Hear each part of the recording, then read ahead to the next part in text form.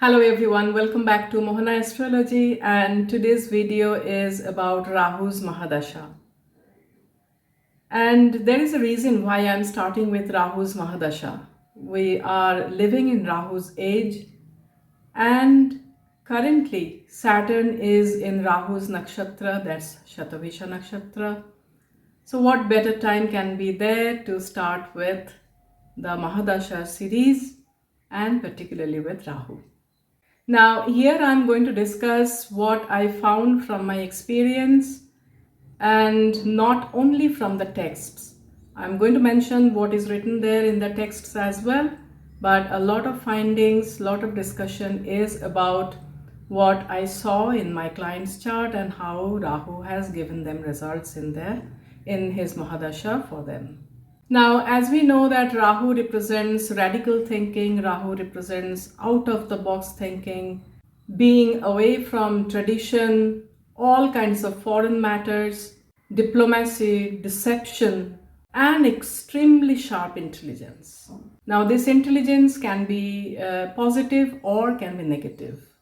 What I have seen is people who are running Rahu's Mahadasha, they gain this tremendous ability to mold themselves to a particular situation so that they can achieve what they want to achieve. And that's the reason why Rahu is so important for success in politics and also for diplomacy.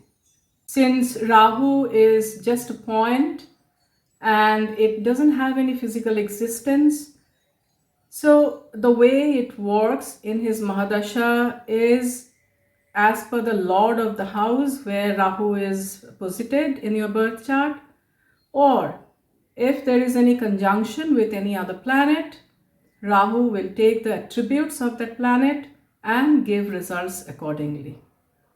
It also depends on Rahu's position in your Navamsha chart. And I'm going to discuss about that in some time. Hang on to the discussion. As per Rishi Parashara, when Rahu is placed in Cancer, Scorpio, Virgo, and Sagittarius, it gives good results to people in his Mahadasha.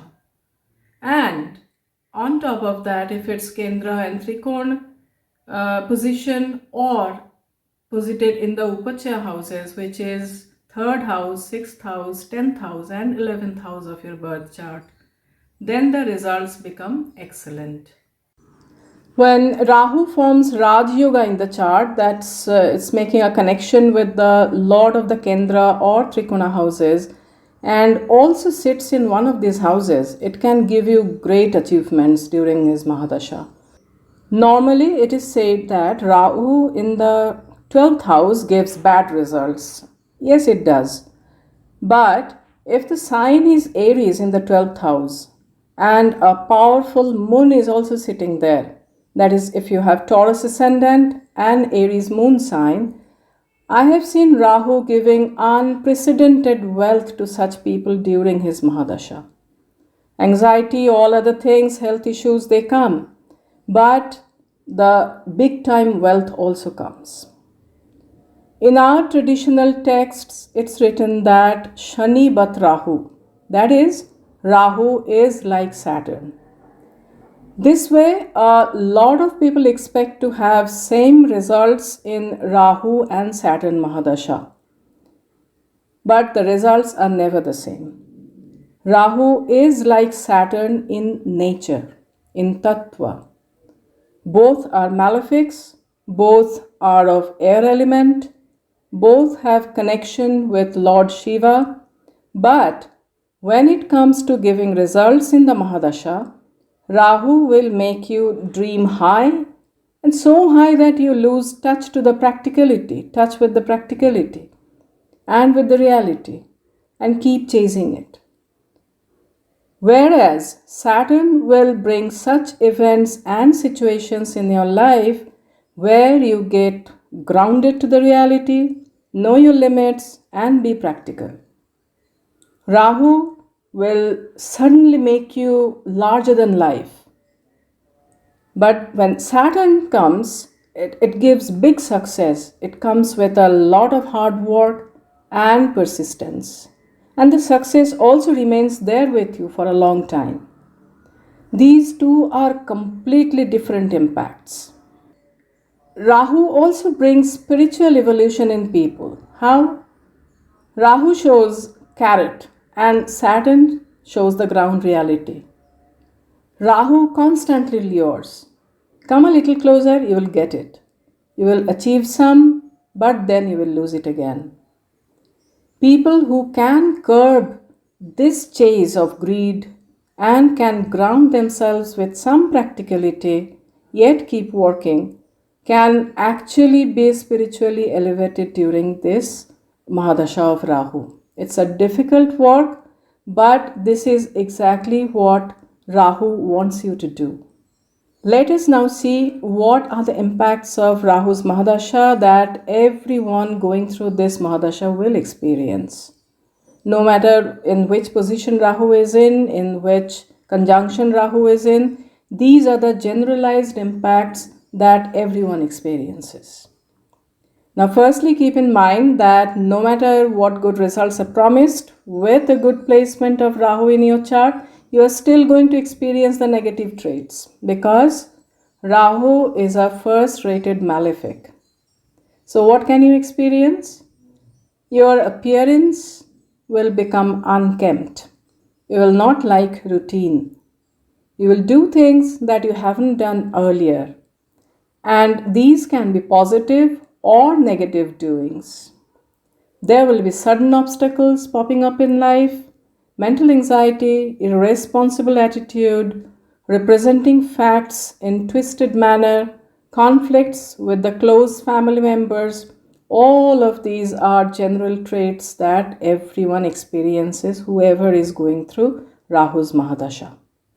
One common thing that I have seen in the charts of all people who are in Rahu Mahadasha, that they have this wish to do something big for the society or enter politics, particularly if the ascendant or the moon or the Atmakaraka is Sun or Rahu itself is placed in Leo.